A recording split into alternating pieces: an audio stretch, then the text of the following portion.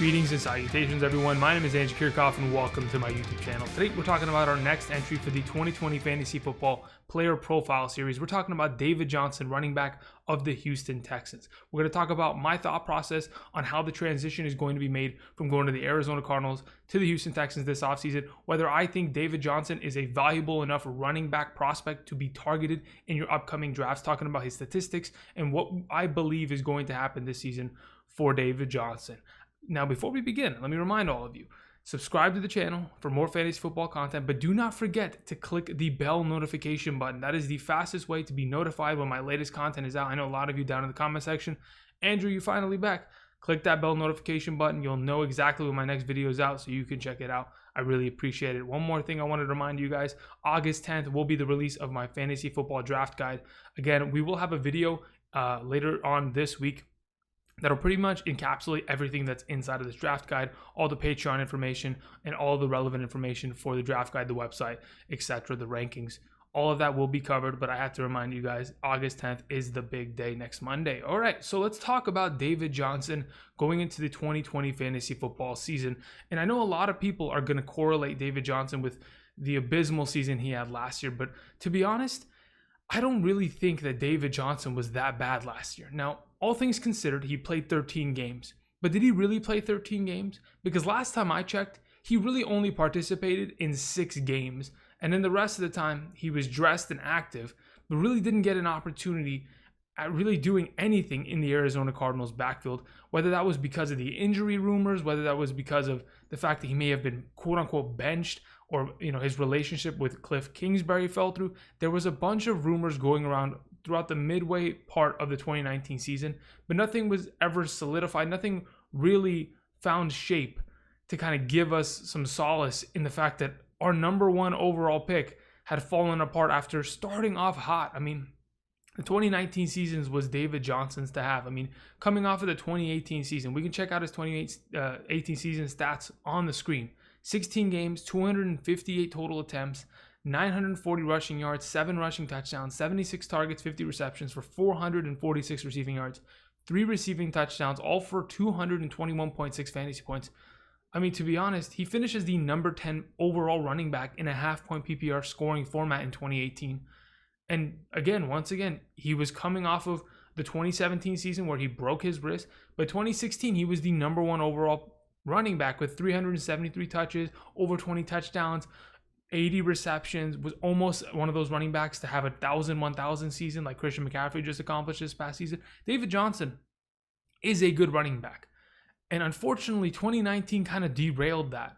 I mean, sure, 13 games, he had 94 rushing attempts, 345 rushing yards, 2 rushing touchdowns, 47 targets, 36 receptions, all for 370 receiving yards, 4 receiving touchdowns, and 123.5 points. But when you look at that stat line, it does not tell you the full story. And I'm going to tell you the full story. From weeks 1 through 6, David Johnson averaged 17.72 fantasy points per game in a half PPR scoring format. From weeks 1 through 6, he was the number 6 overall running back in the National Football League in half PPR scoring formats. On top of it, if you take those 6 weeks and you pretty much play him out through a 16-week basis, he would have had over 1,600 all-purpose yards, 13 touchdowns, and 80 receptions, which would have made David Johnson a top 5 back, exactly where we drafted him last offseason. Because David Johnson, in a new offense with a quarterback that could actually move and throw the ball, unlike Josh Rosen and Sam Bradford the season prior. Even though that was the case, he still finishes top 10 the season prior. It's crazy.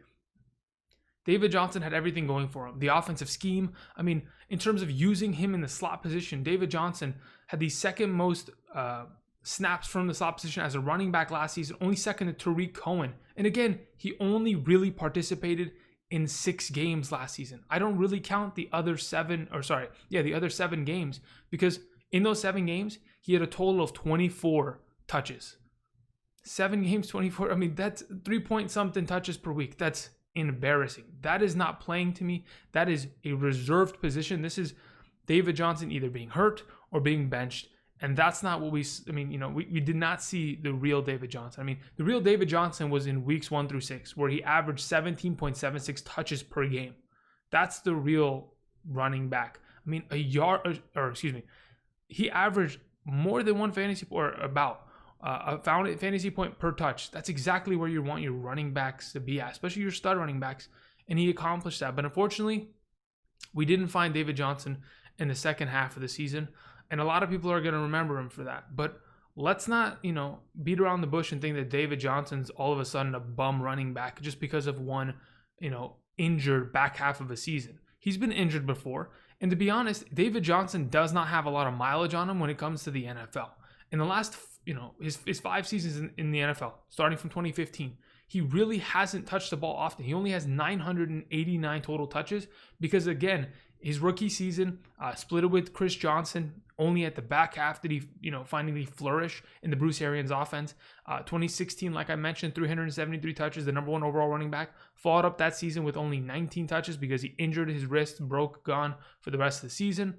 This past season, he only had 140 total touches. He doesn't have a lot of mileage on him. David Johnson's only 28 years old. I know a lot of people are out there saying he's withered down, he's over, his knees are probably bad, his back's probably bad, he's done.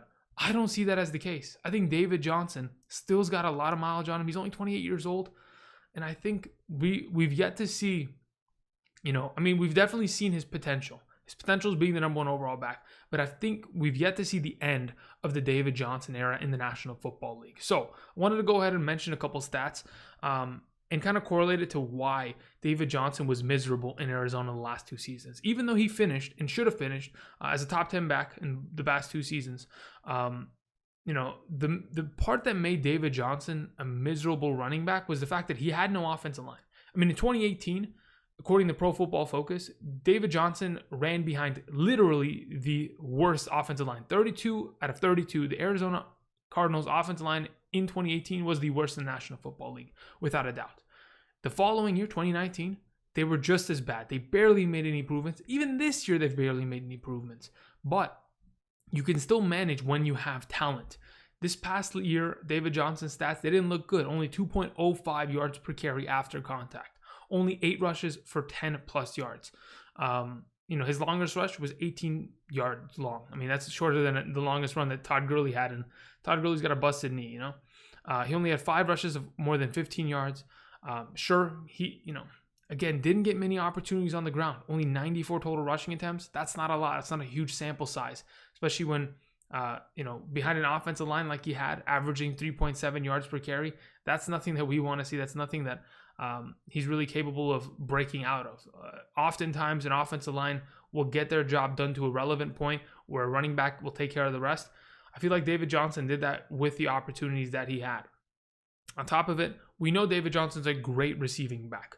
Besides everything that he did in Arizona, he was still able to produce on a weekly basis because he was getting fed the ball through the air. In those first 6 games of the season, he caught 40 plus receptions.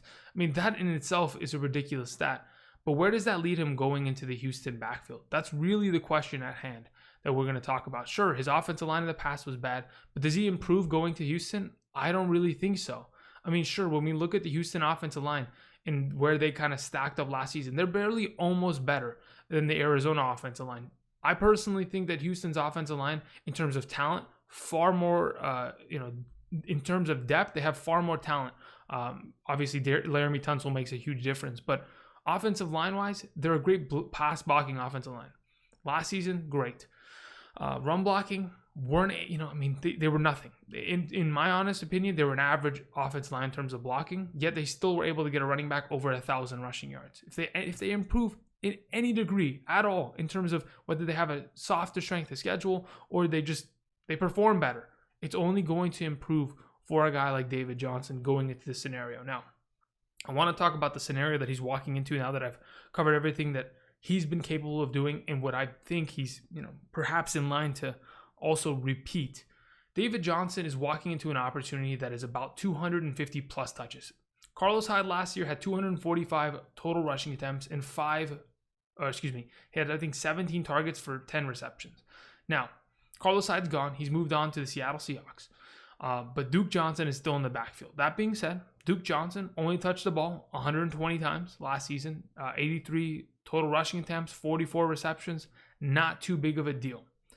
In terms of how many routes Duke Johnson ran, he ran about 346 routes, targeted only 70 some odd times. It ended up being like a 17.9, almost 18% target share within the offense as their lead receiving back. So if your lead receiving back is getting only 18% of the target share, it begins to worry me a bit, because when we look at, when we think about David Johnson, look at his past stats, a lot of it has had to do with the fact that David Johnson is an incredible receiving back. I mean, last season alone, he ran 232 routes. I mean, that's only 100 shy of Duke Johnson, and David Johnson really didn't play after those first 6 games of the season. Duke Johnson was used in the slot position, again, like I said, second most to all running backs, only behind Tariq Cohen, so he could definitely move around the field. But then I started doing a little bit more research, and I thought to myself, okay, how much do the Houston Texans target the running back? How much do they use 2-back sets? The numbers were not exciting to me. Duke Johnson really wasn't given much opportunity last year because there isn't much opportunity carved out for running backs in this offensive scheme. In the last 2 seasons, the Houston Texans have targeted their running backs out of the backfield in the bottom 5 each of the last 2 seasons. I mean, I think they had like 80 some odd targets when the Los Angeles Chargers of all teams on the shirt, they targeted the running back position like 180 times last year.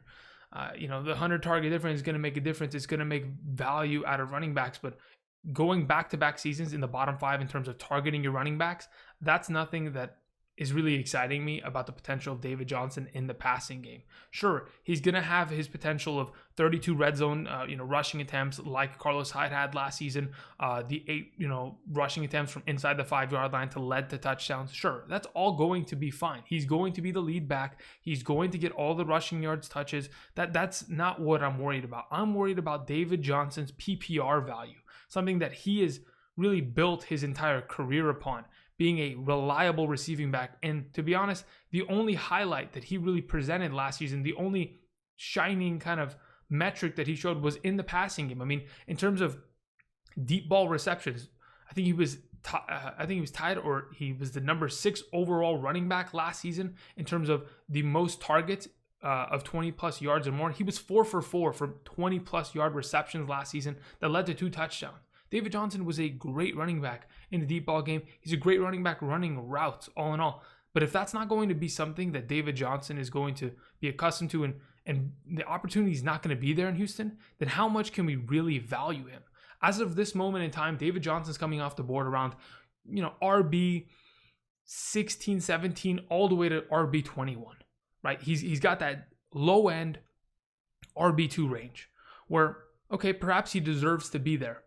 And if in fact he's not going to be touching the ball a lot out of the backfield in terms of the passing game, and there's not a lot of opportunity there, that worries me. Because I even went and I said, okay, let's say for example they use both these backs. Let's go see how many times the Houston Texans used 2-back sets last season. They had 2 good running backs, right? Unfortunately, they only ran 2-back sets 38 total times last season.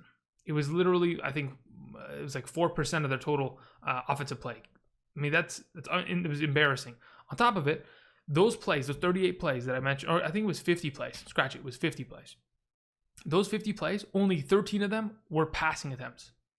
So really, even if they go 2-back set, you're probably not going to get a lot of work in the passing game for a guy like David Johnson. I think, to be honest, they'll probably split the passing game even, and that's going to hurt both of their fantasy values because, again, Duke Johnson has been a quote-unquote flex play in a PPR format. But all in all, I'm worried. Sure, they have the 9th easiest schedule according to if you took last season's defenses and played it against this year. That's great and all. But to be honest, I'm worried for David Johnson. When you draft him this offseason, or if you decide to target him, you have to target him as your RB3. Because to be honest, at very most, you're going to get a running back that, sure, perhaps surpasses 1,000 yards, gets those 6 touchdowns like Carlos Hyde did, and has a similar overall base of production. But if in fact, he doesn't get a lot of work in the passing game, you're not going to want David Johnson as your RB2, because in all honesty, he's not going to be of the value of an RB2.